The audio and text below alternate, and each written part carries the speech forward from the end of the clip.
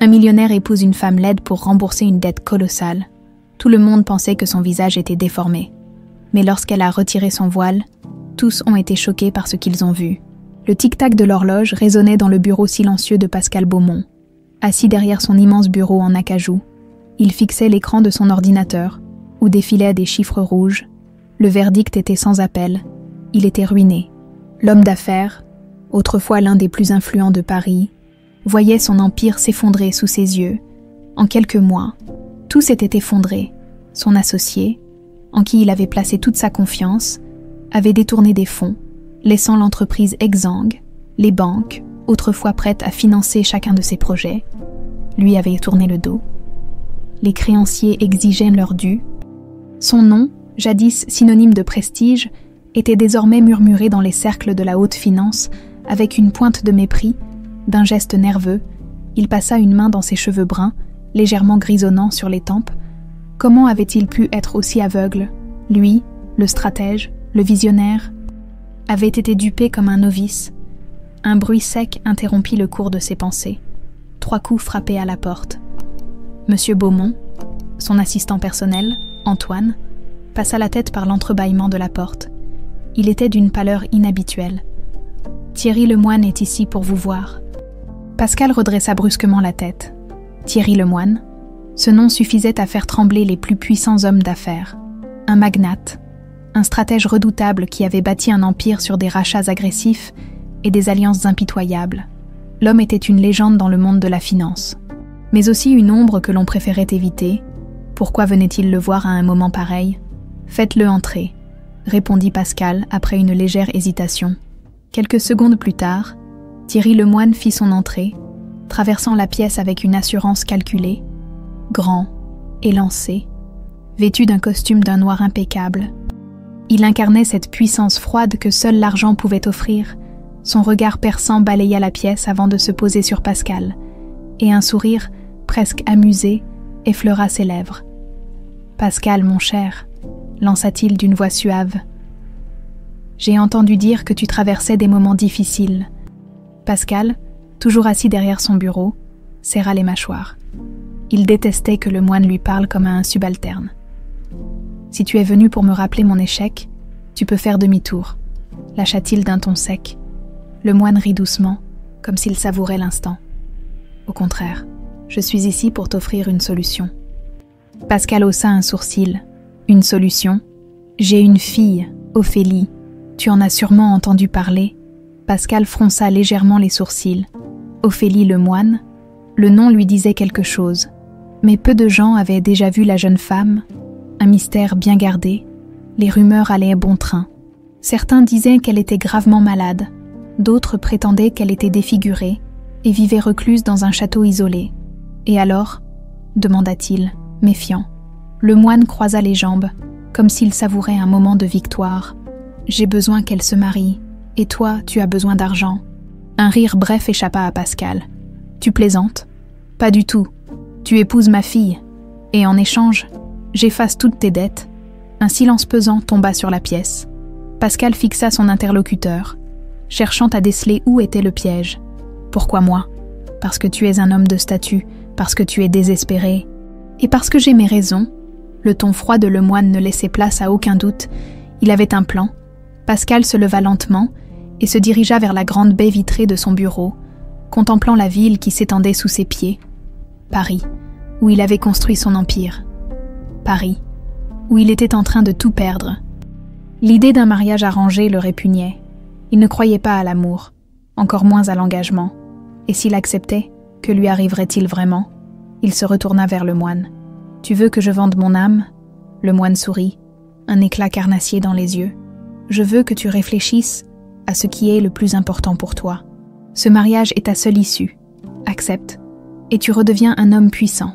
Refuse, et tu disparais. » Pascal sentait la pression monter en lui. Il n'avait pas d'échappatoire.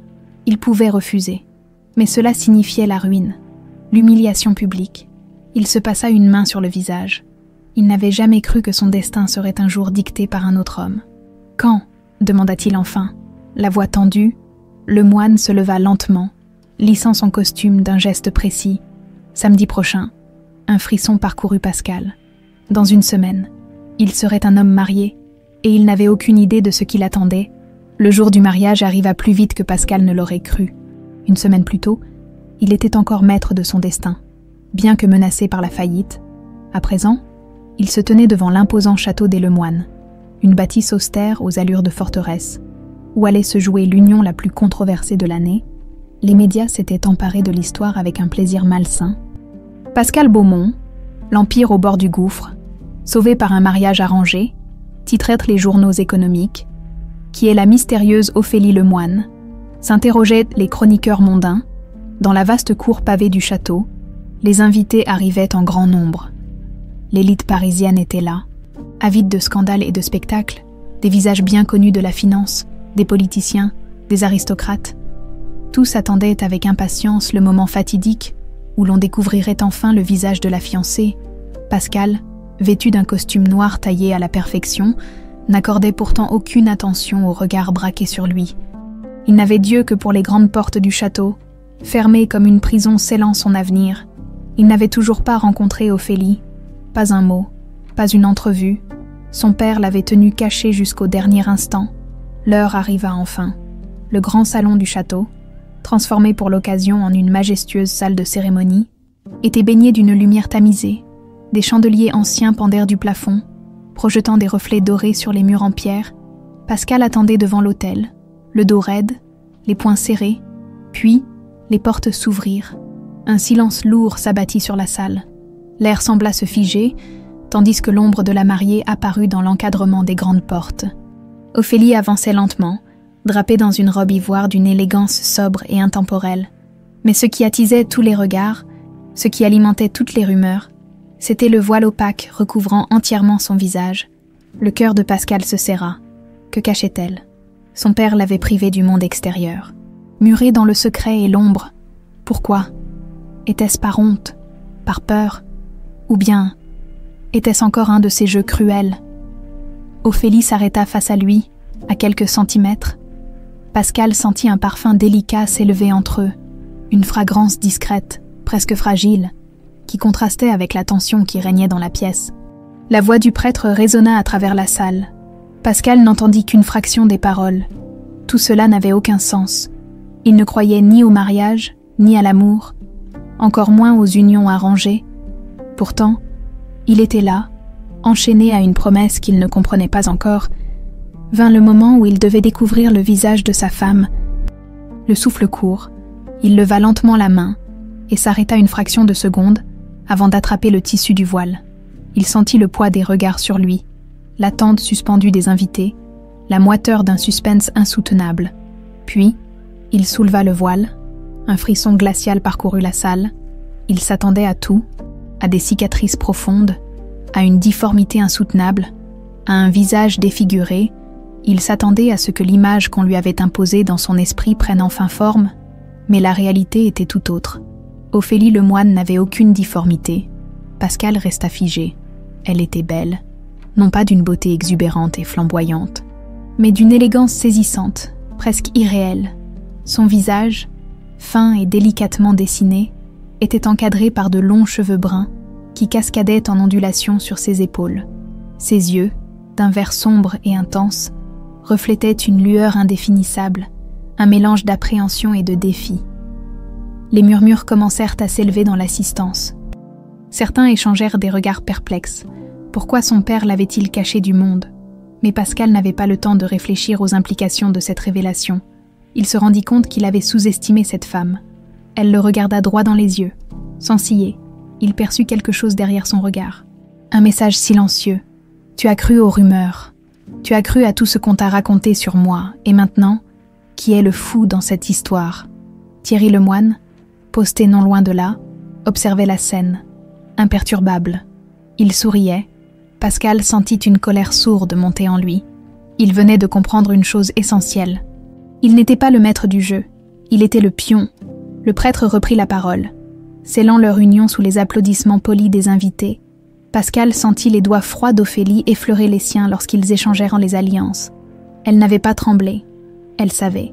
Elle savait ce que son père avait fait. Elle savait que ce mariage n'était qu'un piège. Et pourtant, elle était là, debout devant lui, prête à jouer son rôle dans cette mascarade. Lorsque la cérémonie prit fin, Pascal se pencha vers elle et murmura « Pourquoi ?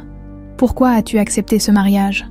Elle tourna légèrement la tête vers lui et répondit d'une voix basse « Mais assurée, tu comprendras bientôt. » Le voyage jusqu'au château de Pascal se fit dans un silence pesant, assis côte à côte dans la luxueuse berline noire. Ni lui ni Ophélie ne prononcèrent un mot. Pascal jetait des coups d'œil furtifs à sa nouvelle épouse. Mais elle restait impassible, fixant l'obscurité à travers la vitre. Son visage était un masque, fermé, insondable. À quoi pensait-elle ?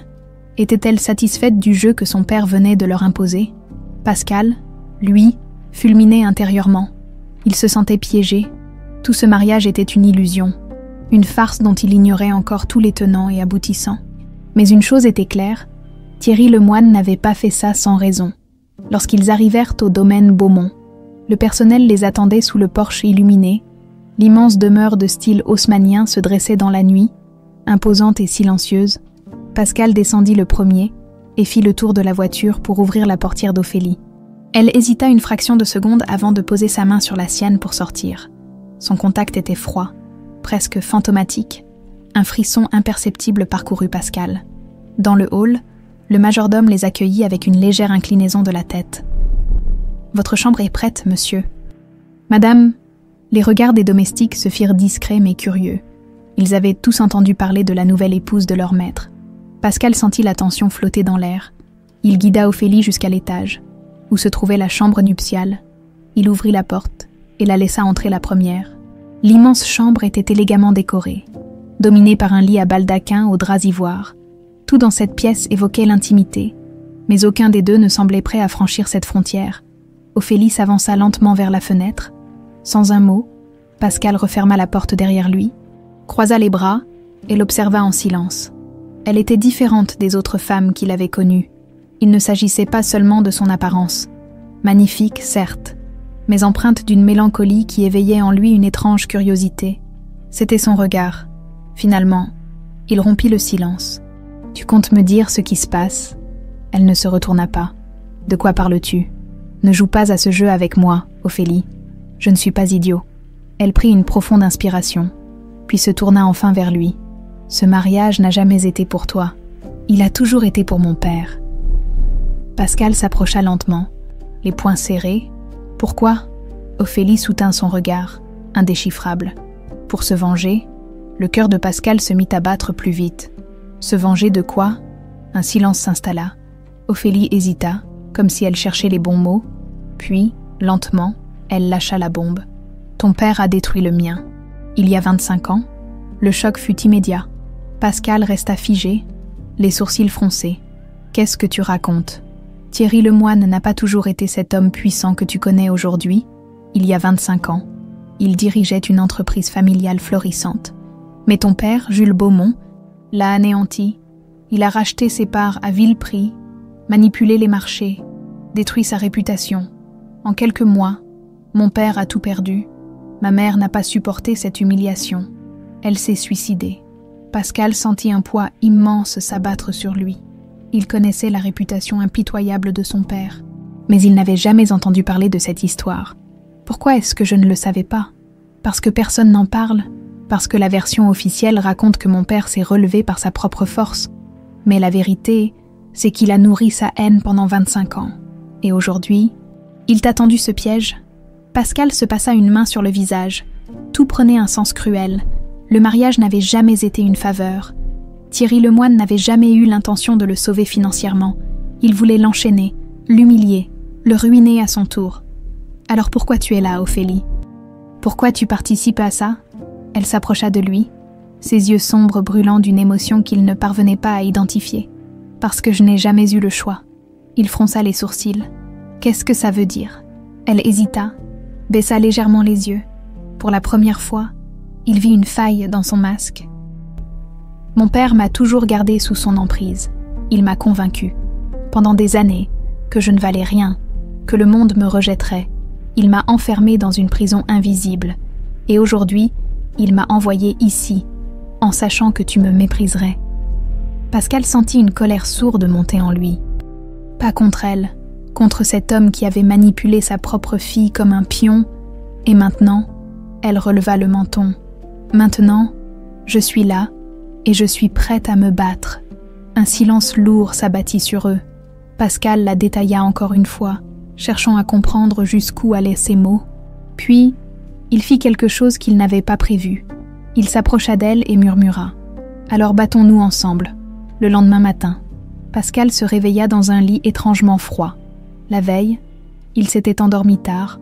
Encore hanté par les révélations d'Ophélie, il s'attendait à ce que cette nuit soit marquée par une tension palpable, une confrontation, ou à tout le moins, quelques mots échangés, mais après leur confession, elle était partie dormir dans l'aile opposée du manoir sans un regard en arrière. Il passa une main sur son visage fatigué et se leva.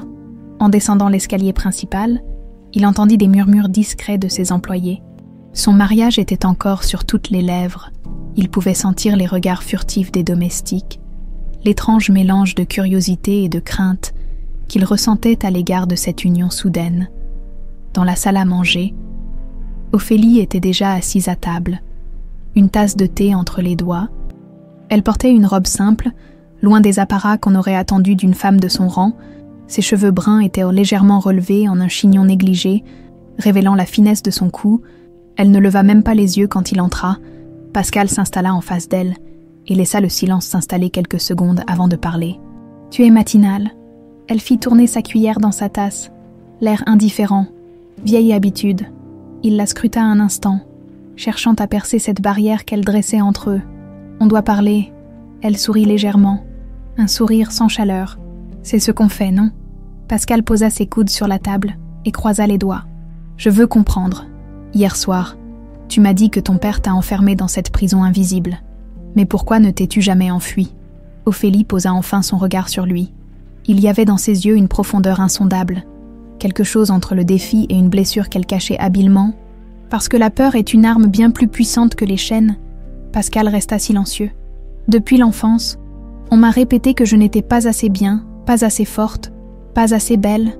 Mon père m'a élevée dans un monde où je ne pouvais pas exister sans lui. Il a façonné ma réalité. J'ai grandi en croyant que si je sortais de cette cage, le monde me rejetterait. Elle prit une gorgée de thé avant de continuer. Et puis, il y avait autre chose. Elle marqua une pause, ses doigts serrant légèrement la tasse. Il m'a menti toute ma vie, mais je ne l'ai compris que récemment. Il ne voulait pas me protéger du monde. Il voulait que le monde ne me trouve jamais. Pascal sentit un frisson lui parcourir l'échine. « Que veux-tu dire ?» Ophélie le fixa longuement avant de répondre. « Il y a des choses que je ne sais pas encore, mais je suis sûre d'une chose. Je ne suis pas ici pour jouer son jeu. » Un silence pesant s'installa entre eux. Pascal n'avait jamais été un homme sentimental. Les histoires de blessures d'enfance, de manipulation, ne l'avaient jamais touché. Mais Ophélie, elle était différente. Il voyait dans ses paroles non pas une faiblesse, mais une détermination brute. Il décida de changer d'approche. « Tu veux quoi alors ?» Elle sourit, cette fois avec une lueur d'ironie. « Ce que je veux ?» Elle posa sa tasse et le regarda droit dans les yeux. « Je veux ma liberté. » Pascal hocha lentement la tête. « Très bien. Commençons par détruire ton père. » Elle ne s'y a pas. « Je te préviens, Pascal. Je ne suis pas une pauvre fille en détresse. Si nous faisons ça, c'est ensemble. Je ne veux pas être un pion de plus dans ce jeu. » Un sourire en coin étira les lèvres de Pascal. « Ça me va. » Mais il y avait quelque chose qu'il ne pouvait s'empêcher de se demander. « Ton père sait que tu es en train de te rebeller. » Ophélie se redressa légèrement. « Il s'en doute. Mais il pense toujours avoir le contrôle. » Elle se leva lentement, saisissant la serviette de table, avant de la déposer soigneusement sur son assiette. « Je vais prendre l'air. » Pascal l'observa se diriger vers la porte, puis se leva à son tour. « Je viens avec toi. » Elle s'arrêta et tourna légèrement la tête. « Pourquoi ? Parce que si on veut se débarrasser de ton père, on va devoir apprendre à se connaître. » Elle le regarda longuement, comme si elle évaluait son sérieux, puis haussa légèrement les épaules avant de sortir. Pascal la suivit, dans les jardins du domaine. Une brise légère faisait frissonner les feuillages. Ophélie marchait d'un pas lent mais décidé, ses bras croisés sur sa poitrine. « Pourquoi m'as-tu fait confiance aussi rapidement ?» demanda-t-il en brisant le silence. Elle réfléchit un instant avant de répondre. « Parce que toi aussi, tu as été trahi. » Il s'arrêta net. Elle continua sans se retourner. C'est pour ça que tu me crois, parce que tu sais ce que ça fait de voir le sol se dérober sous tes pieds. » Il la rejoignit et marcha à ses côtés. Peut-être. Elle s'arrêta enfin et lui fit face. « Tu es sûr d'être prêt à aller contre lui ?» Pascal plongea son regard dans le sien. « Il m'a piégé dans ce mariage. Il pensait que j'allais me soumettre. Il a fait une erreur. » Un souffle léger souleva les mèches brunes d'Ophélie, qui le regarda avec intensité. « Alors on va le faire tomber ensemble. » Leur pacte venait d'être scellé. Le soleil déclinait sur le domaine Beaumont, peignant le ciel de nuances dorées et pourpres. Pascal et Ophélie étaient restés dans le jardin plus longtemps qu'ils ne l'avaient prévu, à marcher parmi les allées de roses et à échanger des mots soigneusement choisis. Ils ne se faisaient pas encore confiance, mais ils savaient qu'ils avaient besoin l'un de l'autre. Alors qu'ils approchaient de la terrasse principale, un bruit attira leur attention. Une voiture noire venait de s'arrêter devant l'entrée du manoir. Pascal fronça les sourcils. Il ne recevait personne aujourd'hui. L'homme qui en descendit était Émile Durand, son avocat et ami de longue date. Il portait un costume sombre impeccable, son visage fermé et grave. Pascal comprit immédiatement que les nouvelles n'étaient pas bonnes. « J'espère que tu es assis », lança Émile en montant les marches du perron. Pascal croisa les bras, son expression indéchiffrable. « Parle !» Émile lui tendit un dossier épais. « J'ai fait ce que tu m'as demandé.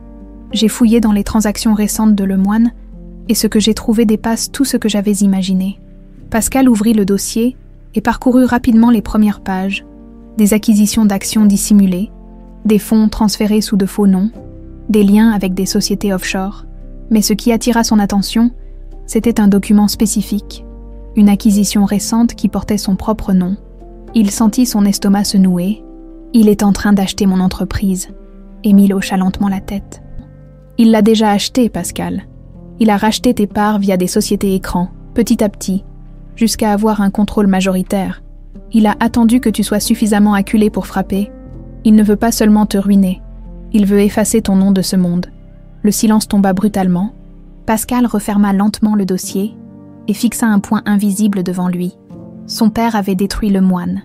Et maintenant, Lemoine était en train de le détruire à son tour. Il n'avait plus de temps. Ophélie, qui était restée en retrait, s'avança enfin. « Il savait que tu allais découvrir ça aujourd'hui, » dit-elle d'un ton calme. Pascal tourna brusquement la tête vers elle. « Qu'est-ce que tu veux dire ?» Elle soupira légèrement, comme si elle était fatiguée d'être celle qui devait toujours révéler la vérité. « Il t'a envoyé une invitation, non ?» Pascal hocha lentement la tête. Une lettre l'attendait sur son bureau ce matin. Un carton luxueux, où Thierry Lemoine l'invitait à une réception privée dans son manoir, dans 2 jours.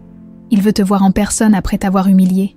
Il veut te regarder dans les yeux pendant que tu réalises qu'il a gagné. Elle marqua une pause, puis ajouta « Et il veut que je sois là pour voir ça. » Pascal sentit une colère froide lui brûler la poitrine. Il n'avait jamais été du genre à se laisser abattre. Mais cette fois, il sentait quelque chose de différent. Ce n'était pas seulement son empire qu'il devait protéger. C'était son nom, son identité.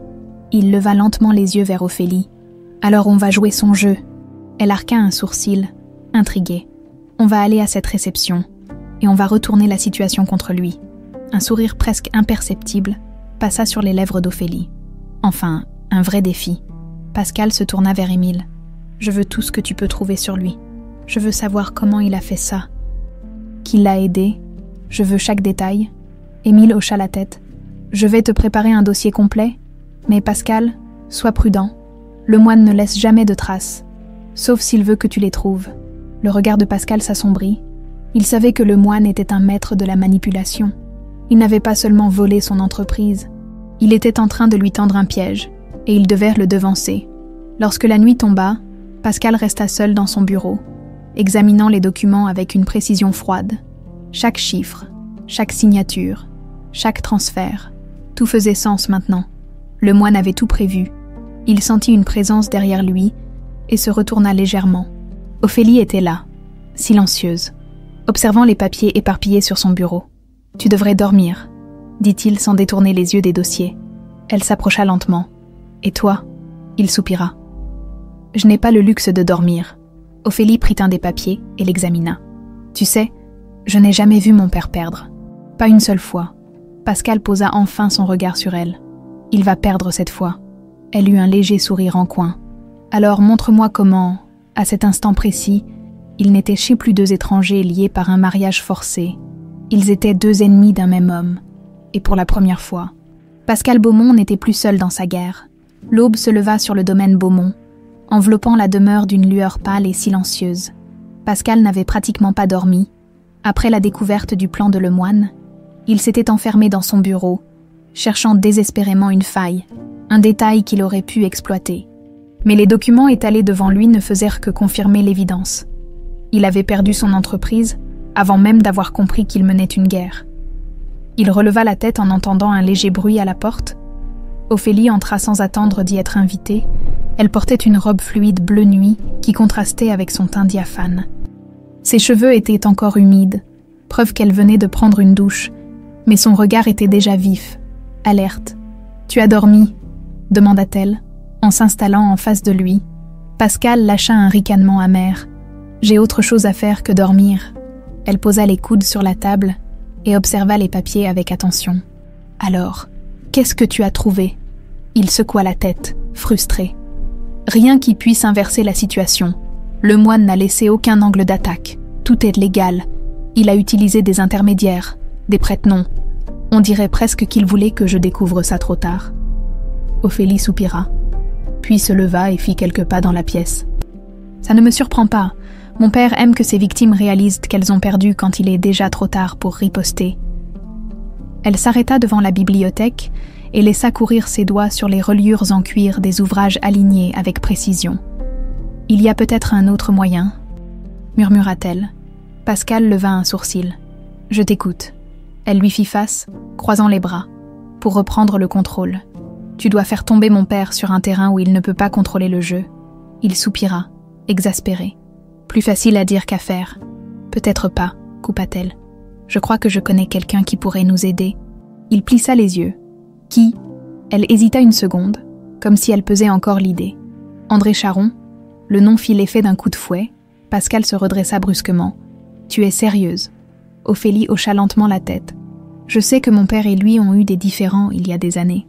Ils étaient nos partenaires sur un projet d'investissement international, mais quelque chose a mal tourné. Depuis, ils sont devenus des ennemis jurés. » Pascal fronça les sourcils. André Charon était un nom qu'il connaissait bien, un financier redoutable, dont l'influence s'étendait bien au-delà de la France. Contrairement à Lemoine, qui cultivait une image de respectabilité, Charon n'avait jamais cherché à masquer ses méthodes brutales. Il était impitoyable, dangereux et parfaitement imprévisible. « Et pourquoi est-ce qu'il nous aiderait ?» demanda Pascal. Ophélie esquissa un sourire. « Parce qu'il est mon père plus que tout. » Un silence s'installa entre eux. Pascal réfléchissait. Faire appel à Charon était une option risquée, mais il savait qu'il n'avait pas le luxe de refuser une potentielle aide. « Tu sais comment le contacter ?»« Oui, mais ce ne sera pas facile. » Il la fixa un instant, puis se leva brusquement. « Alors allons-y. » 2 heures plus tard, ils étaient en route vers un club privé situé dans un quartier discret de Paris, un endroit où les affaires les plus secrètes se réglaient entre hommes puissants, loin des regards curieux. Pascal et Ophélie entrèrent sans difficulté, guidés vers un salon privé par un serveur qui semblait reconnaître immédiatement leur importance. Assis dans un fauteuil en cuir, un verre de whisky à la main, André Charon les attendait déjà. Il était plus âgé que Pascal se l'imaginait, une 60aine d'années, les cheveux poivre et sel parfaitement coiffés en arrière, des yeux bleus acier qui donnaient l'impression de voir à travers vous. Il n'avait pas besoin de parler fort pour imposer sa présence. Il posa son verre et observa Ophélie avec un sourire amusé. Voilà donc la fille cachée de Thierry Lemoine. Ophélie ne broncha pas. Vous êtes bien informée ? Toujours. Mais je dois avouer que je suis surpris de te voir ici. Elle haussa légèrement les épaules. Mon père m'a utilisé toute ma vie. Il est temps qu'il comprenne ce que ça fait. Charon rit doucement, puis se tourna vers Pascal. Et toi, Beaumont, tu veux venger ton père ou sauver ton propre empire ? Pascal serra les mâchoires. Je veux reprendre ce qui est à moi. Charon inclina légèrement la tête, comme s'il évaluait la sincérité de ses paroles.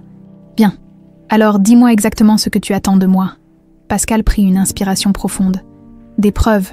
Je sais que Lemoine a utilisé des moyens illégaux à un moment donné, mais je n'ai aucune piste exploitable. Je veux quelque chose qui puisse l'écraser.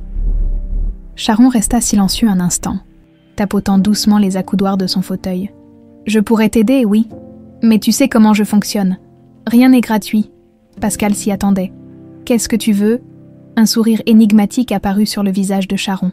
Pour l'instant, considère ça comme un investissement. Je veux voir comment tu joues cette partie. Si tu es à la hauteur, nous parlerons des intérêts plus tard.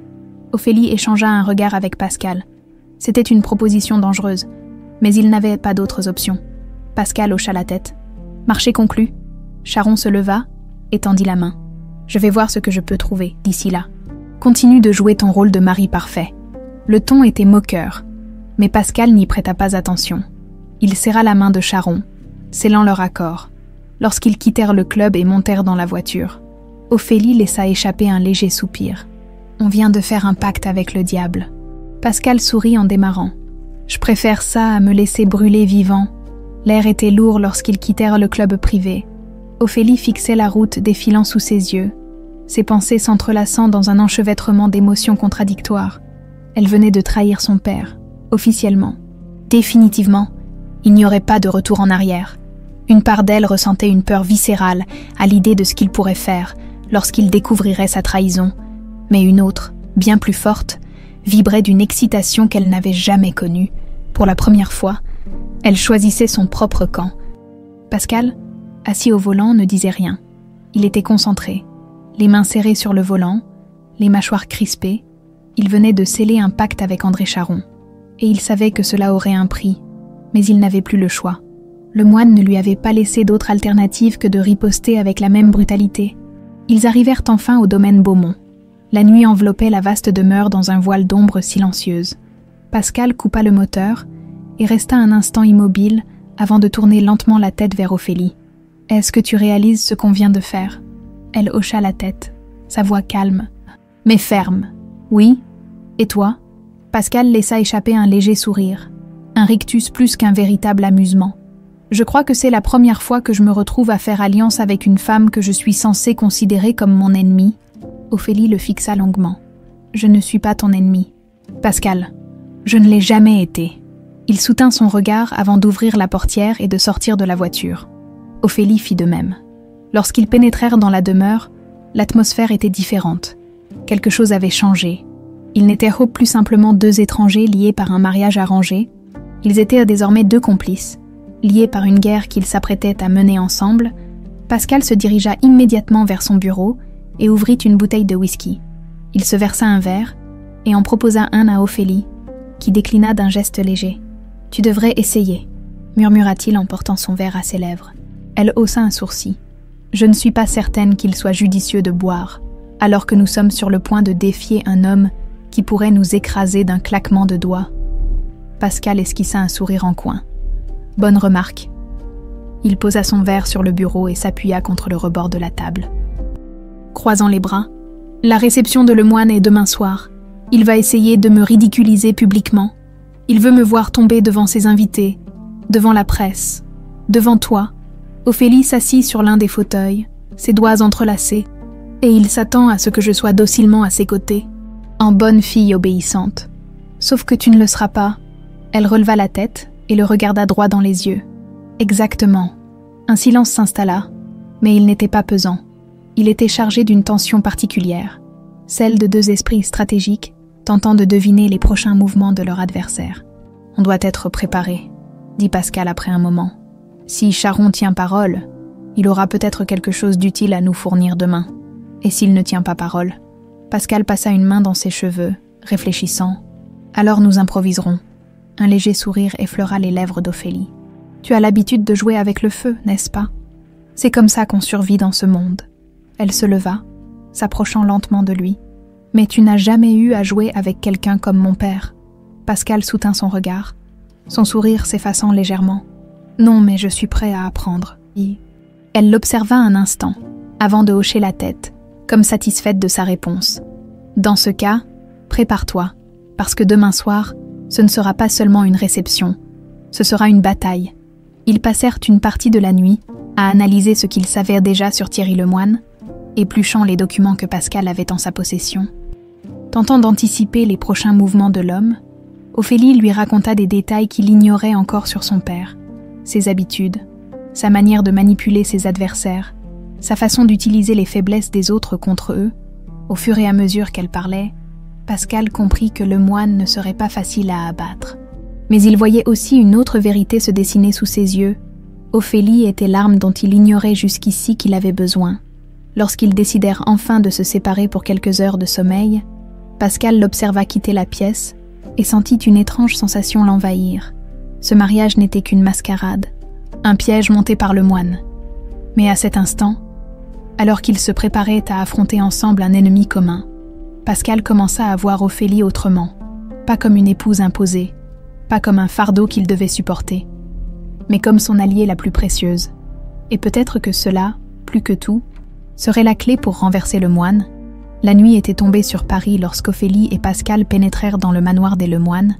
La réception battait son plein, baignée dans une opulence typiquement orchestrée par Thierry Lemoine. Les lustres en cristal projetaient des éclats dorés sur les visages souriants des invités. Tandis que des serveurs en gants blancs circulaient avec des coupes de champagne et des amuse-bouches délicats, Pascal porta un regard froid sur la foule.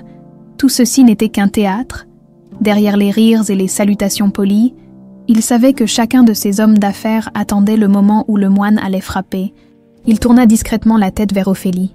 Elle se tenait droite, vêtue d'une robe noire élégante qui contrastait avec la pâleur de sa peau. Ses cheveux étaient relevés en un chignon sobre, et son regard était aussi impénétrable qu'un masque de porcelaine. Pourtant, sous cette façade maîtrisée, Pascal percevait quelque chose d'autre, une tension à peine contenue. Ils venaient d'entrer dans l'antre du loup. Thierry Lemoine apparut au sommet du grand escalier, dominant la pièce comme un roi observant son royaume. Il était impeccablement vêtu, son costume taillé sur mesure soulignant son allure de prédateur. Son sourire était celui d'un homme qui savait qu'il avait gagné. « Mesdames et messieurs », déclara-t-il d'une voix parfaitement contrôlée, « ce soir est une célébration. » Son regard balaya la salle et s'arrêta brièvement sur Pascal, avant de glisser vers Ophélie. « Je suis honoré d'accueillir pour la première fois dans ma maison ma fille et son mari. » Un murmure parcourut l'assemblée, accompagné de quelques applaudissements polis. Pascal serra légèrement les poings. Le moine jouait avec eux. Il ne les accueillait pas en famille. Il les exposait comme des trophées. Ophélie ne broncha pas. Elle soutint le regard de son père avec une maîtrise parfaite. Pascal sentit une étrange fierté monter en lui. Thierry descendit lentement l'escalier et s'approcha d'eux, un sourire mesuré aux lèvres. « Pascal », murmura-t-il en tendant la main. Pascal la serra, sentant la pression ferme et contrôlée de son adversaire. « Thierry », répondit-il sur le même ton. Le moine posa ensuite un regard appuyé sur Ophélie. « Ma chère, tu es radieuse ce soir. Le mariage te réussit, semble-t-il. » Elle inclina légèrement la tête. « Peut-être parce que, pour la première fois, je peux enfin voir le monde par moi-même. » Un éclair traversa les yeux de Lemoine, à peine perceptible. Il comprenait le message. Elle n'était plus sous son contrôle. Mais il ne se laissa pas démonter et glissa son bras autour de sa fille comme s'il voulait montrer à tous que, malgré tout, elle lui appartenait toujours. « Profitez de la soirée », murmura-t-il avant de s'éloigner, dès qu'il disparut parmi les invités. Pascal se tourna vers Ophélie. « Il sait que tu joues contre lui. » Elle prit une coupe de champagne sur le plateau d'un serveur, et la fit tourner entre ses doigts. « Bien sûr qu'il le sait. La question est, quand est-ce qu'il frappera ?» Comme en réponse, un homme s'approcha d'eux. Il était en fin de quarantaine, vêtu avec élégance, mais son sourire trahissait une certaine condescendance. « Pascal, quel plaisir de te voir ici !» lança-t-il d'un ton mielleux. Pascal força un sourire. « Marc Delacroix !» L'homme posa son regard sur Ophélie, l'examinant avec un intérêt à peine dissimulé. « Et voici donc la fameuse épouse mystérieuse. » Enchantée, Ophélie lui adressa un sourire poli, mais froid. « Le plaisir est partagé, monsieur Delacroix. » Pascal savait qui était cet homme, un financier influent, allié de Lemoine. Si Delacroix venait leur parler, ce n'était pas anodin. « J'imagine que Thierry t'a déjà mis au courant de la grande nouvelle. » Pascal. Un silence s'installa. Pascal sentit un frisson d'alerte parcourir son échine. « Quelle nouvelle ?» Marc Delacroix sourit de toutes ses dents. « L'annonce de ce soir. Voyons. Thierry n'a pas encore dévoilé les détails, mais il nous a promis une révélation qui allait bouleverser le monde des affaires. » Ophélie posa doucement sa coupe sur une table voisine. « Et vous pensez que cela concerne mon mari ?»« Oh, j'en suis convaincue. » Delacroix tapota l'épaule de Pascal avec un sourire satisfait avant de s'éloigner. Ophélie et Pascal échangèrent un regard. « C'est ce qu'il attendait », murmura-t-elle. Pascal fit un pas en arrière, analysant la situation. Le moine avait prévu cette réception pour révéler le coup final. Une voix retentit soudainement à travers la salle. « Mesdames et messieurs, puis-je avoir votre attention ?» Toutes les conversations s'éteignirent. Thierry Lemoine se tenait au centre de la pièce, un micro à la main, un sourire triomphant sur les lèvres. « Ce soir, je suis honoré de partager avec vous une annonce qui marquera un tournant décisif dans notre industrie. » Pascal sentit son souffle se bloquer. Comme vous le savez, l'entreprise Beaumont a traversé une période difficile ces derniers temps. Mais chaque crise apporte son lot d'opportunités. Et c'est donc avec une grande fierté que je vous annonce que le groupe Lemoine a officiellement racheté l'intégralité de la société Beaumont. Un silence de plomb tomba sur l'assemblée. Avant que des exclamations ne fusent, Pascal sentit le sol se dérober sous ses pieds. Il le savait déjà, mais l'entendre annoncer ainsi, devant tout le gratin de Paris, donnait une dimension encore plus cruelle à cette défaite. Thierry tourna lentement la tête vers Pascal et ajouta, savourant chaque mot, « J'ai le plaisir d'offrir à mon gendre un avenir assuré, en tant que membre de mon empire. » Les applaudissements éclatèrent, mais Pascal n'entendait plus rien. Il n'avait jamais ressenti une telle rage. À côté de lui, Ophélie posa doucement sa main sur son bras. « Reste calme, » murmura-t-elle. Pascal inspira profondément. Il ne pouvait pas réagir comme le moine l'espérait. Il tourna alors lentement la tête vers son beau-père et lui adressa un sourire glacé. « Merci Thierry, c'est exactement ce que je voulais. » Un éclair de surprise passa dans les yeux de Lemoine. Pascal inclina légèrement la tête. « À mon tour, bientôt. » Ophélie sourit imperceptiblement à ses côtés. Ils avaient perdu une bataille, mais la guerre ne faisait que commencer. Pascal et Ophélie quittèrent la réception de Thierry Lemoine en silence. Dans la voiture, la tension était électrique, comme si chaque mot non prononcé ajoutait une nouvelle couche à l'orage qui grondait sous la surface. Pascal serrait les poings, son regard fixé droit devant lui, mais son esprit était en ébullition. Lemoine l'avait humilié. Non seulement il lui avait pris son entreprise, mais il l'avait fait publiquement, l'annonçant devant toute l'élite parisienne, le réduisant à un simple accessoire de son propre mariage arrangé. Tout ce que Pascal avait construit, tout ce qu'il avait accompli, anéanti en une soirée, à ses côtés.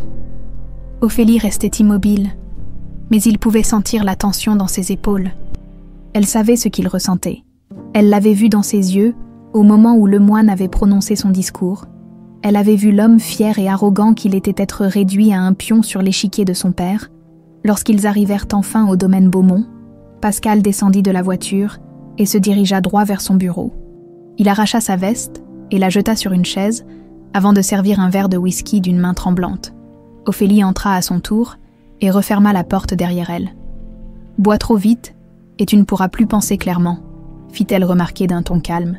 Il la fusilla du regard, mais elle ne recula pas. « Mais je n'ai plus rien à perdre. » Elle s'approcha lentement. « C'est faux. » Pascal laissa échapper un rire amer et avala une gorgée de whisky. « Ah oui, et qu'est-ce qu'il me reste ?» Exactement. Ophélie le fixa sans ciller. « Moi ?» Le silence s'étira entre eux. Il posa lentement son verre sur le bureau. « Ce mariage était une erreur. Non, ce mariage était un piège. Mais maintenant, nous pouvons choisir comment jouer. » Il passa une main dans ses cheveux, essayant de contenir la rage et la frustration qui le rongeaient. « Ton père m'a tout pris. Il ne me reste plus rien. » Ophélie s'appuya contre le bureau, les bras croisés. « Faux, il t'a pris ton entreprise, pas ton intelligence, pas ta capacité à riposter. » Pascal la regarda, une étincelle de défi brillant dans ses yeux fatigués. « Et comment veux-tu que je riposte, Ophélie ? Tout ce que je possédais lui appartient maintenant. » Elle inspira profondément avant de déclarer « En détruisant ce qu'il croit le plus inébranlable, il arqua un sourcil. Son empire, précisa-t-elle, son image, sa réputation. Tu crois qu'il t'a réduit à rien ? Montre-lui que ce n'est pas le cas. » Pascal s'appuya contre le bureau, son regard sombre fixé sur elle. « Et toi ? Qu'est-ce que tu veux vraiment dans cette histoire ?» Ophélie ne détourna pas les yeux. « Ma liberté. » Il la scruta un instant, essayant de sonder ce qui se cachait derrière ces mots. Il savait qu'elle était plus qu'une simple victime de son père. Il savait qu'elle était une survivante, quelqu'un qui avait passé toute sa vie enfermée dans une prison invisible. Et maintenant, elle était prête à se battre pour en sortir. Il poussa un soupir, puis hocha lentement la tête. « Très bien. On va lui montrer qu'il nous a sous-estimés. » Ophélie esquissa un léger sourire, une lueur de détermination brillant dans ses yeux. « Bienvenue dans la guerre, Pascal. » Le lendemain matin, Pascal convoqua Émile Durand dans son bureau. Son avocat entra, visiblement fatigué, tenant un dossier sous le bras. « J'espère que tu as quelque chose pour moi », lança Pascal sans préambule. Émile s'assit et posa le dossier sur la table. « Charon a commencé à creuser.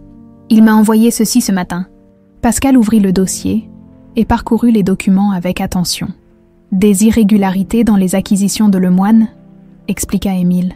« Il a utilisé des comptes offshore pour masquer certaines transactions, rien d'illégal en soi, mais ça pourrait le devenir si c'était rendu public, » termina Pascal. Émile hocha la tête. « Exactement. » Pascal referma le dossier et le fixa d'un regard intense. « Continue de creuser. Je veux quelque chose d'inattaquable. » « Compris. » Lorsque l'avocat quitta la pièce, Pascal se tourna vers Ophélie qui était restée silencieuse tout au long de l'échange. « Il y a une autre chose que nous devons faire, » murmura-t-elle. « Je t'écoute. » Elle s'approcha et planta son regard dans le sien. « Nous devons diviser ses alliés. » Pascal haussa un sourcil. « Comment ? En trouvant ceux qui doutent, ceux qui le suivent par peur, par intérêt, ceux qui pourraient être tentés de le trahir si nous leur offrons une meilleure alternative. » Pascal réfléchit un instant. Lemoine était puissant, mais personne n'était intouchable. Il devait forcément y avoir des failles dans son réseau, des alliés qui attendaient simplement une raison de le quitter. Il acquiesça lentement. « D'accord.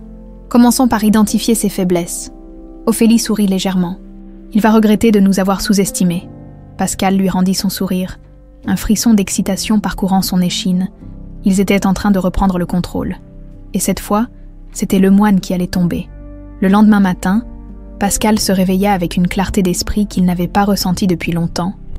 L'humiliation subie chez Lemoine la veille était encore vive, mais elle avait éveillé quelque chose de plus puissant que la colère, une détermination froide et implacable. Il ne se contenterait pas de récupérer ce qui lui avait été volé. Il voulait détruire Lemoine. Lorsqu'il descendit dans la salle à manger, il trouva Ophélie déjà attablée, une tasse de café entre les mains, un journal posé devant elle. Elle releva les yeux vers lui en le voyant entrer, mais ne fit aucun commentaire sur son apparence fatiguée. Ils savaient tous les deux que le sommeil ne faisait plus partie de leur quotidien. « Nous avons une piste », annonça-t-elle en lui tendant le journal. Pascal s'assit et lut l'article qu'elle lui montrait. Il parlait des récents mouvements financiers du groupe Lemoine et, plus particulièrement, d'un investisseur clé qui venait de vendre une partie de ses actions. « Marc Delacroix », murmura-t-il en fronçant les sourcils. Ophélie hocha la tête. « Hier soir, il a tenté de nous provoquer, mais s'il a vendu une partie de ses parts, cela veut dire qu'il commence à douter. » Pascal posa le journal et croisa les bras. « S'il doute, il peut être influencé. » Ophélie esquissa un sourire en coin. « C'est exactement ce que je pensais. » Pascal la fixa un instant avant de hocher lentement la tête. « Il nous faut une rencontre avec lui. » Ophélie posa sa tasse et s'appuya contre la table. « Laisse-moi m'en occuper. Il me sous-estime. Il pense encore que je ne suis que la fille effacée de mon père si je l'approche avec une proposition intéressante. Il écoutera. » Pascal haussa un sourcil. « Tu es certaine que tu veux gérer ça seule ? Tu penses que je ne suis pas capable ?» Il esquissa un sourire amusé. « Au contraire, mais je veux être là si jamais ça tourne mal. » Elle réfléchit un instant avant d'acquiescer. « Très bien, mais laisse-moi parler. » Pascal ne répondit rien, mais il sentit une étrange fierté monter en lui. Ophélie n'était plus l'ombre de son père. Elle était devenue une joueuse dans cette partie. Dans l'après-midi, Ophélie et Pascal se rendirent au bureau de Marc Delacroix. Pascal avait préféré attendre dans la voiture, laissant Ophélie entrer seule. Tout dépendait de cette conversation. Ophélie fut immédiatement conduite dans le bureau de Delacroix. L'homme l'attendait, installé derrière un immense bureau de verre, un sourire suffisant aux lèvres. Quelle surprise, mademoiselle Lemoine. Ou devrais-je dire, madame Beaumont. Elle s'assit avec calme, croisant les jambes. « Je vais aller droit au but, monsieur Delacroix. Je sais que vous avez vendu une partie de vos actions du groupe Lemoine. » Il arqua un sourcil. « Et alors ? Cela signifie que vous avez des doutes sur mon père. Et je viens vous offrir une alternative. » Delacroix éclata de rire, comme si l'idée même était ridicule. « Une alternative, ma chère Ophélie. Votre père contrôle tout. Pourquoi voudrais-je risquer ma place auprès de lui? Elle s'appuya légèrement en avant, parce qu'il ne la contrôlera pas encore très longtemps. Le sourire de Delacroix s'effaça légèrement. Il observa Ophélie avec plus d'attention. « Vous êtes plus intelligente que je ne le pensais. Vous ne m'avez jamais vraiment regardée. » Il soupira et se pencha en arrière. « Supposons que je sois intéressée. Qu'avez-vous à offrir ?» Ophélie sortit une enveloppe de son sac et la posa sur la table. « Ce sont des documents prouvant que mon père a utilisé des fonds offshore pour masquer certaines transactions, rien d'illégal en soi. Mais si cela venait à être connu publiquement, il perdrait la confiance de plusieurs investisseurs. » Delacroix prit l'enveloppe et l'ouvrit lentement. Ses yeux parcoururent les documents, et son expression changea légèrement. « Où avez-vous eu ça ?» Ophélie ne répondit pas. « Si vous rejoignez Pascal et moi, nous pouvons vous offrir une place dans la future structure que nous mettrons en place après la chute de mon père. Vous serez protégé, et vous pourrez même en tirer des bénéfices. » Delacroix garda le silence pendant plusieurs secondes. « C'est risqué. Laisser mon père dicter votre avenir l'est encore plus. » Un silence tendu s'installa. Puis, lentement, Delacroix posa les documents et croisa les doigts devant lui. « J'ai toujours su que Thierry Lemoine finirait par tomber. Mais je ne pensais pas que ce serait par la main de sa propre fille. » Ophélie soutint son regard. « Il est temps de choisir votre camp. » Delacroix esquissa un sourire avant de tendre la main. « Je crois que nous pouvons nous entendre. » Ophélie lui serra la main sans hésitation. Lorsqu'elle ressortit du bureau, elle trouva Pascal l'attendant près de la voiture, les bras croisés. Alors, elle lui adressa un sourire satisfait. « Nous avons notre premier allié. » Pascal ouvrit la portière et la laissa entrer avant de monter à son tour. « Alors commençons la destruction de Lemoine. » Et tandis que la voiture s'éloignait dans les rues de Paris, le premier domino venait de tomber. La nuit était tombée sur Paris lorsque Pascal et Ophélie revinrent au domaine Beaumont. Le silence régnait dans la voiture, mais il n'était pas pesant. Il était chargé de quelque chose de plus profond. Ils venaient de marquer leur premier point contre Thierry Lemoine. Pascal jeta un regard en coin à Ophélie, qui observait les lumières de la ville défiler au travers de la vitre. Son expression était impassible, mais il connaissait désormais la lueur qui brillait dans ses yeux. Elle était satisfaite. Lorsqu'ils entrèrent dans la demeure, Pascal ne put s'empêcher de sourire légèrement. « Tu viens de faire basculer un des alliés les plus importants de ton père. Tu ne ressens rien. » Ophélie posa son sac sur une console près de l'entrée et se retourna lentement vers lui. « Je ressens que ce n'est que le début. » Il haussa un sourcil. « Tu n'as jamais pensé à le faire avant. » Elle le fixa longuement avant de répondre. « Mon père m'a toujours fait croire que je n'avais pas d'autre choix que de lui obéir. Aujourd'hui, je réalise que c'était un mensonge. » Pascal hocha lentement la tête. « Alors faisons en sorte qu'il paie pour ça. » Il se dirigea vers son bureau et Ophélie le suivit. Ils avaient à peine eu le temps de s'asseoir que le téléphone de Pascal sonna. Il décrocha immédiatement, reconnaissant le numéro d'Émile Durand. « Dis-moi que tu as du nouveau. J'ai quelque chose de bien plus intéressant que ce que nous pensions. » Lança l'avocat, sa voix légèrement fébrile. Pascal s'adossa à son fauteuil, soudain intrigué. « Vas-y, Thierry Lemoine ne s'est pas contenté de racheter ton entreprise.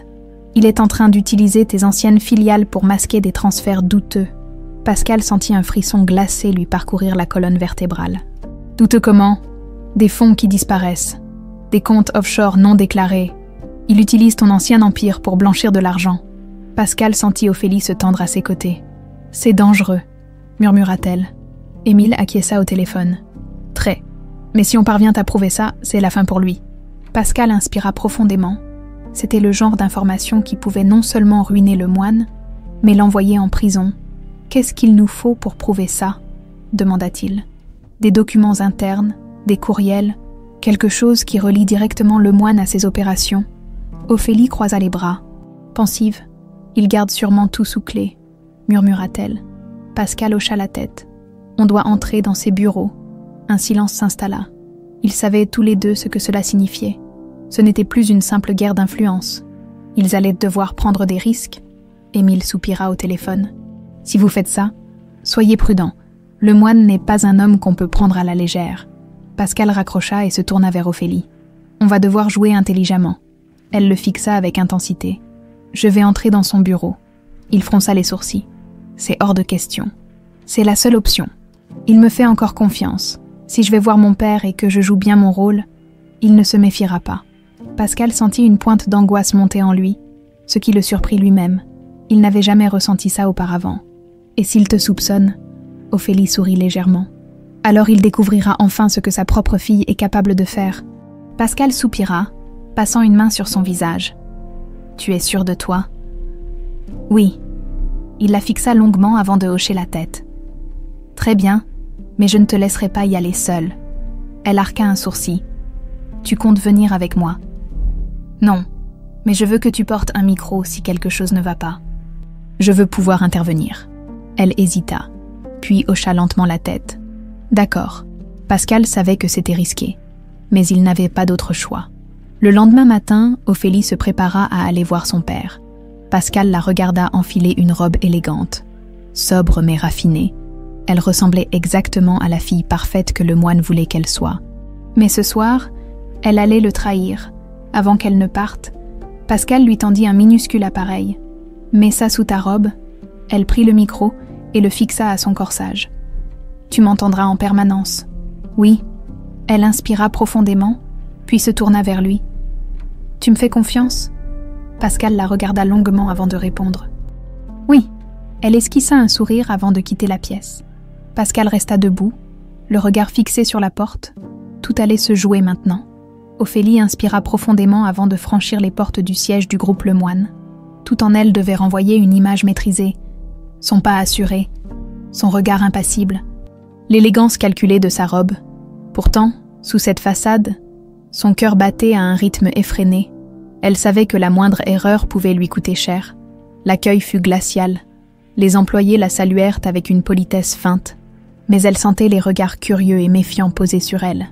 Son père avait dû les briefer. Ophélie n'était pas dupe. Après des années passées sous son contrôle, elle connaissait trop bien ses méthodes. Lorsqu'elle arriva devant le bureau de Thierry Lemoine, son assistante lui adressa un sourire crispé. « Votre père vous attend, madame. » Ophélie hocha la tête et poussa la porte. Thierry Lemoine était assis derrière son immense bureau de bois sombre, impeccablement vêtu comme à son habitude. Il leva les yeux vers elle et sourit lentement. « Ma fille, quelle surprise !» Ophélie s'approcha et s'assit en face de lui, croisant les jambes avec une nonchalance étudiée. « Je me suis dit qu'il était temps de venir te voir. » Thierry la fixa quelques instants avant de se lever. Il fit quelques pas lents dans la pièce, comme un prédateur jaugeant sa proie. « Tu étais absente ces derniers temps, Ophélie. » Elle haussa légèrement les épaules. « J'avais besoin de prendre du recul. » Le moine esquissa un sourire sans joie. Ou peut-être avais-tu besoin de réfléchir à quel camp choisir. Ophélie sentit un frisson glacé parcourir son dos, mais elle ne laissa rien paraître. Il testait sa loyauté. « Je suis de ton côté, père. » Un silence s'étira entre eux. Puis Thierry se pencha légèrement en avant, posant les mains sur son bureau. « Vraiment ?» Ophélie le regarda droit dans les yeux. « Pourquoi douterais-tu de moi ?» Thierry sourit, mais son regard était froid. « Parce que je te connais, Ophélie. Et pour la première fois, j'ai l'impression que quelque chose a changé. » Elle força un léger rire. « Je suis mariée maintenant. Peut-être que cela me donne une autre perspective sur les choses. » Thierry se redressa et fit un geste vague. « Ah, parlons de ton mari. » Elle resta immobile. « Qu'en est-il ? » « Il a perdu Ophélie. Il est fini. » Et pourtant, il continue de se débattre comme un animal blessé. Il la fixa avec intensité. « Ne me dis pas que tu es tombée sous son charme. » Ophélie laissa échapper un sourire amusé. « Pascal n'est pas un homme facile à aimer. » Son père rit doucement. « Voilà une vérité que nous partageons. » Il retourna s'asseoir et posa un regard calculateur sur elle. « Pourquoi es-tu venue, Ophélie ?» Elle inspira discrètement. C'était le moment de jouer sa carte. « J'ai vu ce que tu as fait à Pascal. J'ai vu comment il a encaissé le coup. Et je crois qu'il prépare quelque chose. » Thierry haussa un sourcil, visiblement intéressé. « Vas-y. » Ophélie baissa légèrement la voix, comme si elle confiait un secret. « Il cherche des failles dans tes finances. Il est persuadé que tu as utilisé des comptes offshore pour masquer certaines transactions. » Thierry Lemoine ne réagit pas immédiatement. Il se contenta de la regarder. Puis, lentement, il esquissa un sourire. « Il est plus malin que je ne le pensais. » Il se renversa dans son fauteuil, croisant les doigts sous son menton. « Et toi, Ophélie, que veux-tu dans tout ça ?» Elle feignit une hésitation. « Je veux être du bon côté quand la poussière retombera. » Son père observa son visage avec minutie, puis il hocha lentement la tête. « Très bien, je vais te montrer quelque chose. » Il se leva et se dirigea vers un meuble à l'arrière du bureau. Ophélie retint son souffle, alors qu'il ouvrait un compartiment secret derrière une bibliothèque. Elle n'avait jamais su qu'un tel endroit existait. Thierry en sortit une clé USB et la posa sur le bureau. Tout ce qui pourrait me compromettre est là-dedans. Ophélie sentit son cœur s'emballer. Elle devait s'emparer de cette clé. « Pourquoi me la montrer ?» demanda-t-elle, jouant l'ignorance. « Parce que je veux que tu comprennes que j'ai tout prévu. Pascal ne trouvera rien. J'ai verrouillé chaque transaction, chaque échange. » Ophélie fit semblant de hocher la tête avec admiration. « Tu es toujours aussi méticuleux. » Thierry sourit. « C'est pour ça que je suis toujours au sommet. » Un silence s'installa. Ophélie savait qu'elle devait agir vite. « Puis-je la voir ?» demanda-t-elle en tendant la main. Son père la regarda longuement, puis fit glisser la clé USB vers elle. « Ne la perds pas. » Ophélie la saisit avec précaution et la fit tourner entre ses doigts. « Bien sûr que non. » Elle la posa sur la table, feignant l'indifférence. Mais elle savait qu'elle venait de mettre la main sur l'arme qui détruirait son père. Après encore quelques échanges, elle se leva pour partir. « Je vais voir ce que Pascal mijote. Je te tiendrai informé. » Thierry acquiesça, visiblement satisfait. « Tu fais le bon choix, Ophélie. » Elle lui adressa un dernier regard, avant de quitter le bureau. Son cœur battait à tout rompre, alors qu'elle traversait les couloirs du siège de Lemoine. Elle avait réussi. Lorsqu'elle monta dans la voiture où Pascal l'attendait, elle lui tendit la clé USB. « Tout ce que nous cherchons est là. » Pascal prit la clé, son regard brûlant d'intensité. « Alors détruisons-le. » La voiture roulait dans la nuit parisienne, silencieuse et rapide. Pascal tenait fermement la clé USB entre ses doigts. Ressentant pour la première fois depuis longtemps une véritable opportunité de renverser la situation, il jeta un regard à Ophélie. Elle était restée calme tout au long du trajet, mais il pouvait voir la tension dans ses épaules, la manière dont ses doigts se crispaient sur le tissu de sa robe. « Tu as pris un risque énorme, » murmura-t-il. Ophélie tourna lentement la tête vers lui, son regard impassible. C'était nécessaire. Pascal hocha la tête. Il le savait, mais ça ne l'empêchait pas de ressentir un léger frisson à l'idée de ce qu'il se serait passé si Lemoine avait vu clair dans son jeu lorsqu'ils arrivèrent au domaine Beaumont. Pascal ne perdit pas une seconde. Il se dirigea directement vers son bureau, alluma son ordinateur et inséra la clé USB. Ophélie s'installa dans un fauteuil, observant l'écran tandis que les fichiers apparaissaient sous leurs yeux. Il a dit que tout ce qui pouvait le compromettre était là-dedans, rappela-t-elle. Pascal ouvrit les premiers documents et fronça immédiatement les sourcils. Des relevés bancaires, des transferts offshore, tout ce que nous soupçonnions. Il parcourut les fichiers un à un. Chaque ligne confirmait que Lemoine utilisait des entreprises écrans pour dissimuler de l'argent, mais il y avait quelque chose d'encore plus troublant. Il s'arrêta sur un dossier nommé « Confidentiel, famille ». Ophélie se redressa légèrement en voyant le nom du fichier. « Ouvre-le », murmura-t-elle. Pascal hésita une fraction de seconde avant de cliquer. Ce qu'ils virent les laissa sans voix. Des documents d'adoption, des certificats médicaux, des preuves d'une naissance cachée. Ophélie porta une main tremblante à ses lèvres. « Qu'est-ce que c'est ?» Pascal agrandit l'un des fichiers. Le nom de la mère était inconnu, mais le père était bien identifié. Thierry Lemoine. Ton père a eu un autre enfant, et il a tout fait pour effacer son existence. Ophélie sentit une vague de nausée monter en elle. Je ne savais rien de ça. Elle parcourut les documents, cherchant frénétiquement plus d'informations. L'enfant était né il y a 27 ans. Il avait été placé dans un orphelinat, sous une fausse identité avant de disparaître du système quelques années plus tard. Il l'a fait disparaître, murmura-t-elle. Pascal tapota rapidement sur son clavier. Peut-être pas. Il fit une recherche avec les informations trouvées et tomba sur un article de journal datant de 15 ans plus tôt. Un jeune homme du nom de Simon Vasseur avait été arrêté pour fraude mineure avant de disparaître du circuit. Pascal fronça les sourcils. Il a peut-être changé d'identité à nouveau. Ophélie se passa une main sur le visage.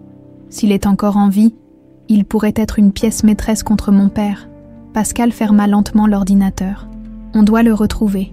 Le silence s'installa dans la pièce. C'était un tournant qu'il n'avait pas anticipé. Ophélie prit une longue inspiration et releva le menton. Si mon père a fait tout ça pour le cacher, c'est qu'il est une menace pour lui. Pascal acquiesça. Alors faisons en sorte qu'il devienne sa chute. La nuit s'étendait sur le domaine Beaumont, pesante et électrique. Ophélie et Pascal étaient toujours dans le bureau. L'écho de leur découverte résonnant encore dans l'air, l'existence d'un autre enfant, un héritier caché, effacé des registres par Thierry Lemoine lui-même, Pascal faisait défiler les fichiers sous ses yeux, tentant de rassembler les pièces du puzzle. Simon Vasseur, ce nom lui semblait familier, comme un souvenir enfoui dans un coin de son esprit. Il se tourna vers Ophélie, qui fixait l'écran sans bouger. « On doit être méthodique. Si ton père a réussi à cacher son existence pendant tant d'années, ce n'est pas un hasard. » Ophélie détourna enfin les yeux de l'écran et inspira profondément. Il a dû utiliser ses contacts pour le faire disparaître du système. Mais pourquoi ? Pascal croisa les bras. Peut-être que cet enfant représentait une menace pour lui. Ophélie passa une main nerveuse dans ses cheveux. Un fils illégitime. Dans son esprit, ce serait une tache sur son image. Ou pire, une personne qui pourrait revendiquer une partie de son empire. Un silence s'étira entre eux. Si cet enfant avait grandi, il devait être quelque part. Et si Thierry avait tout fait pour l'effacer, alors cela voulait dire qu'il représentait encore une menace. Pascal tapa le nom de Simon Vasseur dans une base de données privée. Rien. Il essaya plusieurs variantes, des recherches croisées avec des dates, des lieux. Toujours rien. Il finit par soupirer et recula sur son fauteuil. Il s'est volatilisé. Ophélie serra les poings. On doit le retrouver. Pascal la fixa un instant. Et s'il ne veut pas être retrouvé, elle le regarda avec une intensité glaciale. On lui laissera le choix. Il savait mais qu'il n'avait pas beaucoup de temps. Thierry ne tarderait pas à comprendre qu'Ophélie lui avait volé des informations. Il fallait agir vite. Émile Durand répondit à leur appel en pleine nuit. « J'espère que c'est important », grogna-t-il. « On a trouvé une information explosive », répondit Pascal. « Tu peux enquêter sur un certain Simon Vasseur. » Un silence suivit. « Vasseur. Attends. Ce nom me dit quelque chose. » Ils l'entendirent tapoter sur son clavier. Il y a eu un Simon Vasseur qui a été arrêté il y a une quinzaine d'années pour fraude mineure, mais le dossier a été scellé. Pascal et Ophélie échangèrent un regard. « Scellé par qui ?» demanda Pascal. « Par un juge dont les décisions ont souvent été influencées par Thierry Lemoine. » Un frisson parcourut Ophélie. « Ça veut dire que mon père l'a fait disparaître de la circulation. Ou pire, il l'a fait taire, » ajouta Émile. Ophélie sentit son estomac se nouer. « Il faut savoir s'il est encore en vie. Je vais voir ce que je peux faire, » répondit l'avocat. « Mais si vous mettez la main sur lui, soyez prudent. » Lorsqu'ils raccrochèrent, Pascal s'adossa au fauteuil et croisa les bras. « Si ce Simon est vivant, il détient peut-être la clé de notre victoire. » Ophélie hocha lentement la tête. « Mais si mon père a tout fait pour l'effacer, c'est qu'il doit être prêt à tout pour l'empêcher de réapparaître. » Le lendemain matin, un message crypté d'Émile arriva. Une adresse, un petit appartement dans la banlieue sud de Paris. Ils se regardèrent, et sans un mot, Pascal attrapa ses clés. Ils partirent immédiatement. La route était silencieuse. Chacun plongeait dans ses pensées. Que trouverait-il là-bas ? Un homme brisé par son passé ? Ou un survivant prêt à se battre contre l'homme qui avait essayé de le faire disparaître lorsqu'ils arrivèrent devant l'immeuble ? Un bâtiment modeste aux façades usées par le temps. Ophélie sentit son cœur battre plus fort. Ils montèrent les escaliers jusqu'à l'appartement en question. Pascal frappa. Une fois, 2 fois, silence. Il allait frapper une 3e fois lorsqu'ils entendirent un bruit de l'autre côté de la porte. Un verrou tourna lentement.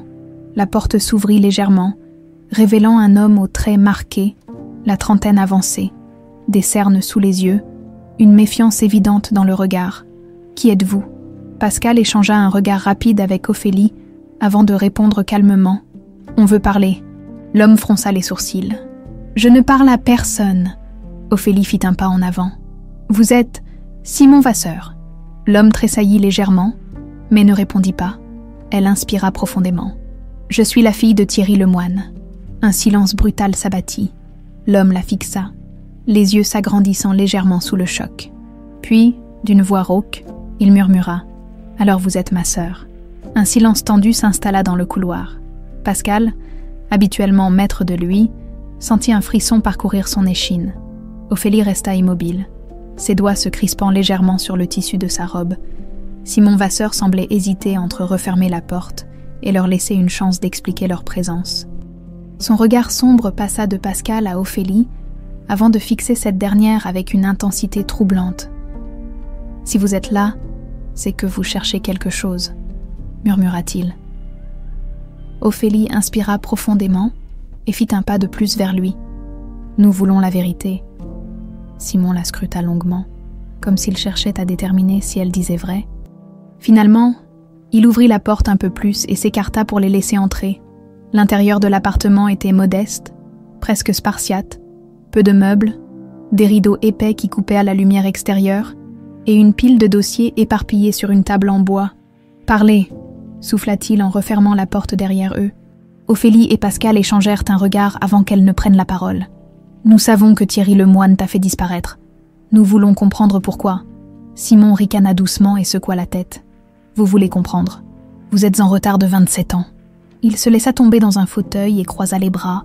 « Mon père m'a effacé de ce monde parce que je représentais un danger pour lui, mais il a fait une erreur. » Il planta ses yeux dans ceux d'Ophélie. « Je suis toujours là. » L'appartement de Simon Vasseur était modeste, presque austère, des meubles vieillissants, des rideaux tirés qui filtraient la lumière du jour. Un bureau encombré de papiers épars et de dossiers jaunis par le temps, Pascal et Ophélie entrèrent lentement, prenant le temps d'observer leur environnement, tandis que Simon referma la porte derrière eux d'un geste prudent. Il n'y avait aucun luxe ici, aucune trace d'un passé confortable. C'était un endroit de repli, un refuge, un lieu où quelqu'un vivait avec l'essentiel, dans l'ombre du monde.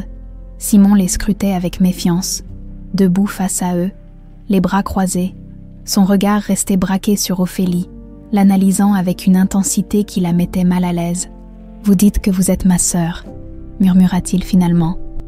Ophélie soutint son regard, cherchant la bonne manière d'aborder la conversation. C'est ce que les documents de notre père indiquent. Le mot « père » sembla faire tressaillir Simon, comme un choc violent. « Ce n'est pas mon père ». Sa voix était froide, tranchante. Un silence pesa dans la pièce, lourd de non-dits et de ressentiments enfouis. Pascal, toujours pragmatique, sortit la clé USB qu'Ophélie avait volée dans le bureau de Lemoine. Il la brandit doucement. « Tout est là-dedans, des preuves que Thierry Lemoine a effacé ton existence, qu'il t'a fait disparaître du système. » Simon détourna les yeux et laissa échapper un léger rire amer. « J'ai toujours su qu'il avait tout orchestré. Mais vous, pourquoi êtes-vous là? Vous êtes de son côté ou du mien ?» Ophélie s'avança, prenant une grande inspiration. « Nous sommes du nôtre. » Simon plissa légèrement les yeux. C'est-à-dire, Pascal prit la parole à son tour, d'un ton plus posé. « Lemoine m'a détruit. Il a pris mon entreprise. Il m'a humilié devant toute la haute société. Il a tout fait pour m'anéantir.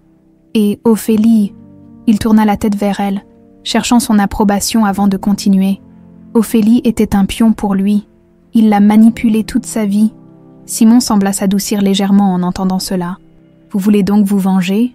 Ophélie acquiesça. « Pas seulement, nous voulons le faire tomber. » Simon s'adossa au mur, les yeux perdus dans le vide. « Vous croyez vraiment que c'est possible ?» Pascal haussa un sourcil. « Si ce n'était pas possible, nous ne serions pas ici. » Simon laissa échapper un soupir. Il se frotta le visage d'une main lasse avant de s'asseoir dans un fauteuil délabré. « J'ai passé ma vie à fuir. » Ophélie s'assit en face de lui, posant doucement ses mains sur ses genoux. « Il est temps d'arrêter. » Simon releva lentement les yeux vers elle. « Qu'est-ce que vous attendez de moi ?» Pascal s'installa à son tour et posa la clé USB sur la table. « Tu connais ton père mieux que nous. Tu sais pourquoi il a fait ça. Nous devons comprendre ses faiblesses, trouver ce qui le ferait s'effondrer. » Simon resta silencieux quelques instants. « Vous pensez vraiment qu'il a une faiblesse ?» Ophélie hocha la tête. « Tout homme en a une. Même lui. » Un rictus amer tordit les lèvres de Simon. « Vous avez raison, mais il faut comprendre une chose. Thierry Lemoine ne laisse jamais de traces. Il a toujours su couvrir ses arrières. » Pascal sourit d'un coin. « Personne ne peut tout effacer. » Simon secoua la tête et leva les yeux vers le plafond. « Il y a une chose que je sais, quelque chose qu'il a toujours essayé de cacher, même à ses associés les plus proches. » Ophélie et Pascal retinrent leur souffle. « Il y a des années, j'ai entendu parler d'un coffre, un coffre où il conserve les documents les plus compromettants, ceux qu'il ne peut pas détruire. » Pascal fronça les sourcils. « Un coffre-fort. » Simon acquiesça. « Oui, il est caché quelque part, probablement dans sa résidence privée. Il doit y conserver des preuves de ses transactions illégales, des dossiers qu'il ne pouvait pas effacer, peut-être même des lettres ou des contrats signés sous contrainte. » Ophélie sentit son cœur s'accélérer. « Tu sais où il se trouve ?»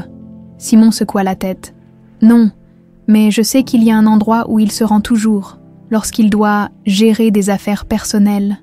Un chalet, dans les Alpes. Pascal et Ophélie échangèrent un regard. Si ce coffre existe, on doit le trouver. Simon se redressa légèrement et croisa les bras. Si vous voulez vraiment l'abattre, alors c'est là-bas que vous devez aller. Un silence tendu s'installa. Ophélie observait Simon, cherchant à lire dans ses expressions quelque chose de plus profond. « Tu viens avec nous ?» Simon la fixa avec intensité. « Vous croyez que c'est aussi simple ?» Ophélie haussa légèrement les épaules. « Si tu veux voir tomber l'homme qui a détruit ta vie, alors oui. » Simon baissa la tête un instant, lorsqu'il releva les yeux. Ils étaient emplis d'une lueur qu'Ophélie et Pascal reconnaissaient bien. La détermination ? Très bien, murmura-t-il. Je suis avec vous. Ophélie esquissa un sourire. Alors, préparons-nous. Pascal attrapa la clé USB et la serra dans sa main. Thierry Lemoine ne sait pas encore ce qui l'attend.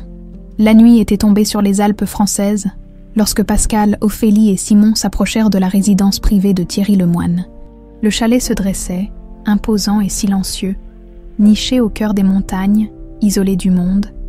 Pascal coupa le moteur de la voiture à quelques centaines de mètres de l'entrée, dissimulant leur présence. Ils avaient tout préparé, après la révélation de Simon sur l'existence d'un coffre renfermant les secrets les plus compromettants de Lemoine. Ils savaient qu'ils devaient agir vite. Ophélie avait entendu son père parler de ce chalet à plusieurs reprises, toujours avec une pointe de mystère, comme si cet endroit représentait bien plus qu'une simple maison de vacances. C'était ici qu'il gardait ses affaires les plus sensibles, là où il pensait être intouchable. « On entre, on trouve ce coffre, et on récupère tout ce qu'on peut », murmura Pascal en regardant Ophélie et Simon. Ils hochèrent la tête. Simon, bien que tendu, semblait étrangement calme. Pour lui, ce moment était l'aboutissement de 27 ans de silence imposé. Il n'avait plus peur. Ils contournèrent la façade du chalet. Profitant des ombres pour se dissimuler, Ophélie connaissait l'architecture des lieux et guida Pascal et Simon jusqu'à une entrée secondaire. La porte n'était pas verrouillée. « Il ne s'attend pas à une intrusion ici », murmura-t-elle. Ils pénétrèrent dans le hall, leurs pas feutrés sur le parquet massif. L'intérieur était aussi luxueux qu'ils l'avaient imaginé. Des tapis persans, des meubles en bois sculptés, des œuvres d'art accrochées au mur. Tout ici respirait le pouvoir et la richesse d'un homme qui pensait ne jamais être inquiété. Pascal se tourna vers Simon. Où chercherait-il à cacher un coffre ? Simon réfléchit quelques secondes.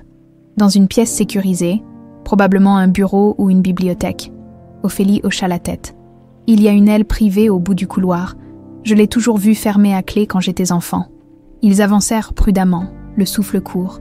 Chaque pas résonnait légèrement dans le silence glacial du chalet. Lorsqu'ils atteignirent la porte en question, Pascal posa la main sur la poignée et la testa doucement. Fermée, il sortit un petit outil et commença à crocheter la serrure. Quelques secondes plus tard, un déclic retentit et la porte s'ouvrit lentement. Ils entrèrent. La pièce était un bureau vaste. Au mur recouvert de bibliothèques, un grand bureau en acajou trônait au centre, et derrière lui, un imposant tableau représentant un paysage montagneux. Simon fit un pas en avant et plissa les yeux. « C'est là !» Ophélie fronça les sourcils. « Quoi ?» ?»« Le coffre, derrière ce tableau. » Pascal s'approcha et examina les bords du cadre. En pressant un petit mécanisme sur le côté, le tableau pivota légèrement, révélant une porte métallique encastrée dans le mur. « Bingo !» murmura-t-il. Le coffre était imposant, équipé d'un digicode. « Tu as une idée du code ?» demanda Ophélie à Simon. Il secoua la tête. Mais Lemoine est un homme d'habitude. Il utilise souvent des dates importantes. Ophélie réfléchit rapidement. « Essaie ma date de naissance. » Pascal tapa la combinaison. « Erreur. La sienne. » proposa Simon. Pascal entra la date correspondant à Simon. « Erreur. » Un léger bip retentit. « Il ne reste plus que quelques tentatives avant le verrouillage. » murmura Pascal. Ophélie se mordit la lèvre, puis une idée lui vint. « Et c'est la date de la mort de ma mère. » Pascal hésita une fraction de seconde, puis tapa la combinaison, un silence, puis un déclic mécanique. Le coffre s'ouvrit lentement. À l'intérieur, des dossiers, des clés USB, des carnets remplis d'écritures précises et ordonnées. Des années de secrets, Ophélie et Pascal commencèrent à fouiller rapidement. Des documents prouvant des pots de vin, des enregistrements de transactions illégales, des lettres de menaces envoyées à d'anciens associés, et puis, un fichier retint l'attention d'Ophélie. Elle le parcourut rapidement et sentit son cœur se serrer. « Mon Dieu !» Pascal se tourna vers elle. « Quoi ?» Elle leva les yeux vers lui, le visage pâle. « Mon père n'a pas seulement caché l'existence de Simon. Il a fait assassiner ma mère. » Un silence glacé s'abattit sur la pièce. Simon s'approcha lentement et lut les documents avec elle. Il a orchestré un faux accident. Il a payé un homme pour manipuler la voiture. Pascal sentit la colère monter en lui comme un feu dévorant. Ce n'est plus seulement une affaire de vengeance. C'est une question de justice. Soudain, un bruit de pas résonna dans le couloir. « Il est là », souffla Simon. Ils refermèrent le coffre et attrapèrent les documents essentiels avant de reculer dans l'ombre. La porte s'ouvrit brutalement. Thierry Lemoine se tenait sur le seuil. Son regard passa de Simon à Ophélie, puis à Pascal. Un sourire glacial se dessina sur ses lèvres. « Je me doutais que tu finirais par me trahir, Ophélie. » Sa voix était calme, mais chargée d'une menace sous-jacente. Ophélie redressa la tête, serrant les dossiers contre elle. « Tout est fini, père. » Thierry Lemoine éclata de rire. « Fini? Tu crois vraiment que je peux tomber si facilement ?» Simon fit un pas en avant, le regard brûlant de haine. « Tu ne contrôles plus rien. » Thierry le fixa longuement, avant de secouer la tête. « Un fils illégitime et une fille ingrate. Vous me décevez tous les deux. » Pascal, jusqu'ici silencieux, s'avança à son tour. « Tu es fini, Lemoine. Les preuves que nous avons suffisent à t'envoyer en prison pour le reste de ta vie. » Thierry Lemoine resta immobile un instant, puis son sourire s'effaça. « Je ne tomberai pas seul. » Il fit un mouvement brusque vers son téléphone. Mais Pascal fut plus rapide. Il le plaqua contre le mur, le regard noir. « Tu ne peux plus rien faire. » Lemoine tenta de se débattre, mais Pascal serra les poings. « Regarde tes enfants dans les yeux. Tu as voulu les effacer, maintenant, ce sont eux qui vont t'effacer. » Ophélie s'avança et lui montra les dossiers. « Ces documents vont aux autorités, d'ici demain matin. Tout Paris saura qui tu es vraiment. » Un silence s'étira. Thierry Lemoine, pour la première fois, semblait comprendre qu'il avait perdu. Simon esquissa un sourire glacé. « Bienvenue dans la chute, père. » Et tandis qu'il quittait le chalet avec les preuves en main, l'ombre de Thierry Lemoine s'effondrait définitivement